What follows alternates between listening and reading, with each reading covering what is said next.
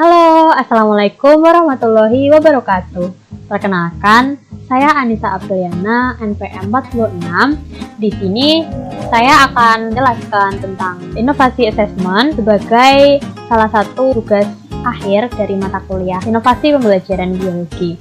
Nah, inovasi assessment yang saya buat judulnya yaitu inovasi assessment produk berupa pembuatan podcast pada materi fungi sebagai alternatif penilaian terhadap siswa SMA kelas 10. Latar belakang dari inovasi yang saya gunakan yaitu dalam pembelajaran terdapat 3 kegiatan yang saling berhubungan dan merupakan satu kesatuan, yaitu penentuan tujuan, perencanaan pengalaman belajar, serta penentuan prosedur evaluasi.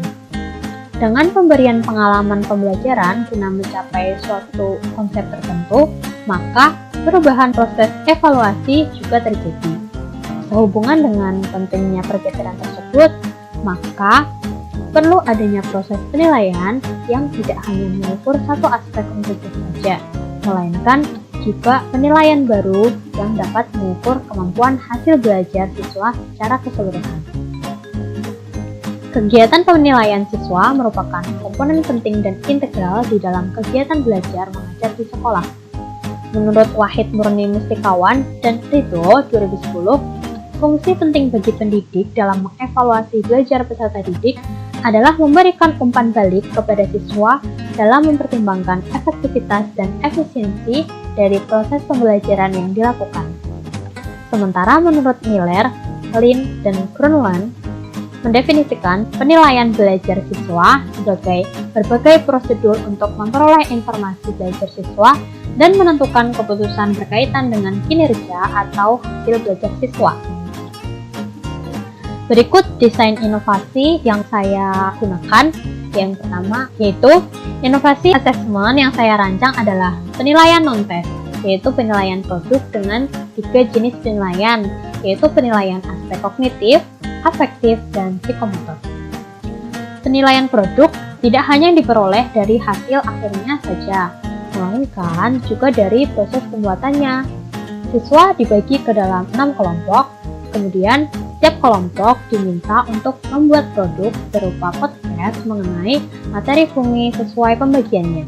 Aspek yang dinilai dalam produk ini, yang pertama yaitu kognitif, ada literasi dan resume, yang kedua yaitu presentasi dan interview produk.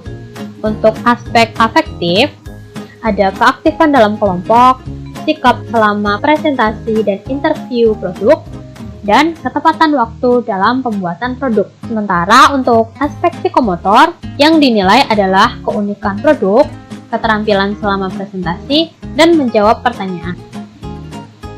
Berikut tabel penilaian produk yang akan saya gunakan.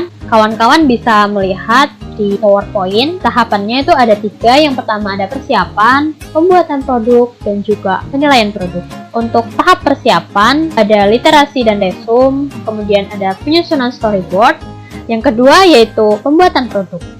Deskripsinya yaitu kemampuan mengoperasikan produk, keunikan produk, dan juga keadilan dalam membagi tugas dengan anggota kelompok. Yang ketiga yaitu penilaian produk. Penilaian produk ini meliputi kemampuan dalam presentasi produk, sikap selama presentasi produk, ketepatan waktu sesuai jadwal dalam pembuatan produk, dan juga keaktifan dalam kelompok. Dengan skor 1, 2, 3, 4, keterangannya nomor 1 yaitu untuk kurang, nomor 2 itu penilaian yang cukup, nomor 3 itu baik, dan nomor 4 itu sangat baik. Analisis kebutuhan pengembangan inovasi assessment ini ada 4. Yang pertama yaitu penilaian terhadap peserta didik masih cenderung mengacu pada aspek kognitifnya saja. Yang kedua, peserta didik dirasa perlu memiliki skill dalam membuat produk digital. Yang ketiga, yaitu terdapat kesenjangan antara tujuan pembelajaran dengan implementasi pembelajaran. Dan yang terakhir, yaitu menganalisis pengetahuan, sikap, dan keterampilan yang dimiliki masing-masing peserta didik. Model pengembangan inovasi assessment yang saya gunakan adalah model ADI, yang dikemukakan oleh Reiser dan Molenda. Proses pembelajaran menurut model ini dilakukan secara berurutan. Adapun tahapannya yang pertama yaitu analisis, dilakukan dengan cara pendefinisian permasalahan instruksional, tujuan instruksional, dan sasaran pembelajaran, serta identifikasi lingkungan dan pengetahuan yang dimiliki siswa. Tahapan yang kedua yaitu desain. Dilakukan dengan menentukan sasaran, instrumen penilaian, konten, latihan, dan analisis terkait materi dan rencana pembelajaran, serta pemilihan media. Tahapan yang ketiga yaitu develop atau pengembangan. Dilakukan dengan membuat dan menggabungkan konten yang telah dirancang pada tahap desain. Selain itu, pada tahap ini juga dibuat storyboard, penulisan konten, juga rancangan grafis yang diperlukan. Untuk tahap yang keempat yaitu implementation. Dilakukan dengan pembuatan prosedur pelatihan bagi peserta pelatihan dan fasilitatornya. Aktivitas lain yang dilakukan adalah penggandaan dan pendistribusian materi serta bahan lain. Yang terakhir yaitu evaluate atau evaluasi. Tahapan ini dilakukan dengan dua tahap, yaitu evaluasi formatif dan evaluasi sumatif. Evaluasi formatif dilakukan selama tahap implementasi, yaitu dengan bantuan fasilitator dan siswa. Setelah pembelajaran selesai, evaluasi sumatif dilakukan guna memperbaiki pembelajaran. Nah, kawan-kawan bisa melihat di sini ada gambar tahapan model pengembangan dari ADI. Ada 5, yang pertama ada analisis, yang kedua ada design, yang ketiga develop, yang keempat implementation, dan yang kelima evaluate.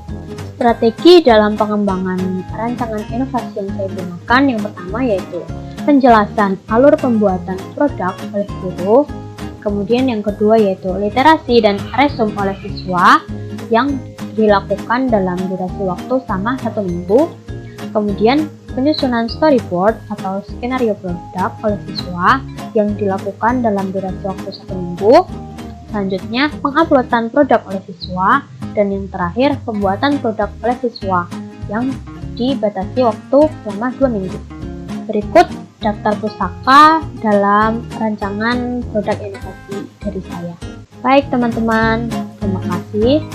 Sekian dari saya. Apabila ada kekurangan, saya mohon maaf. Wassalamualaikum warahmatullahi wabarakatuh. Sampai jumpa.